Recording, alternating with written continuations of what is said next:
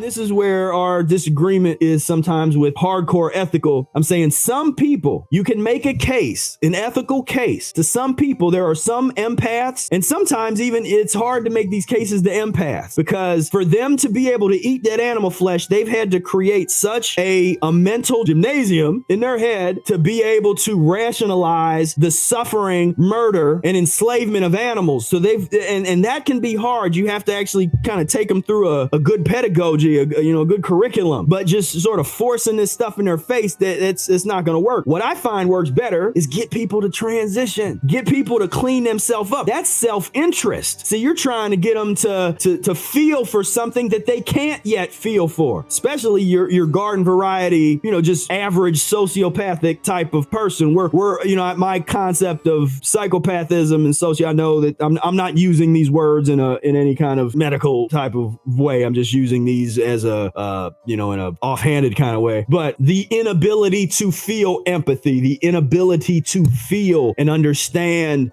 feelings, for just lack of a better kind of concept or term, we use psychopath. To me, we're all on the spectrum. It's the psychopathic spectrum, and you're on it, because to live in this world, you have to be a little psychopathic, or you wouldn't be able to function. If you felt everything and you were that total, which I think is our natural state, honestly. But in our world out here, you gotta be a little psychopathic to deal out here. Because if you're feeling everything, if you're the type of person that cry, somebody steps on a spider and you feel that pain and you cry about that, that's hard. I mean, that's a hard life.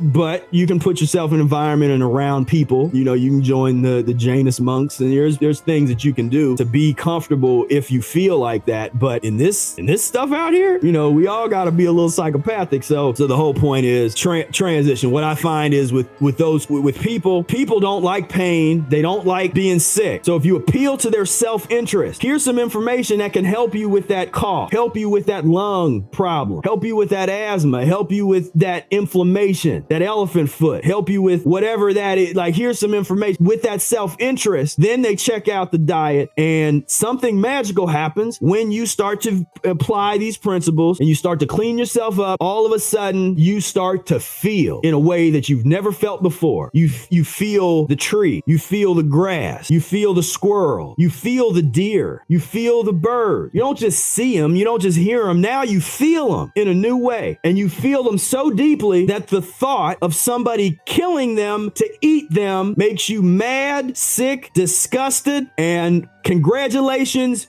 you've now gotten over your first hump. It didn't happen. It didn't happen with me just showing you a slaughterhouse video. You had to clean yourself up first, and you cleaned yourself up based on self-interest because you don't like how it feels when you're sick. You don't like how it feels when you have pain and arthritis in your joints and headache all the time and blowing your nose all the time. You don't like that. Self-interest is what's going to make this thing work for people that can't feel, that have lost their reason and ability to empathize.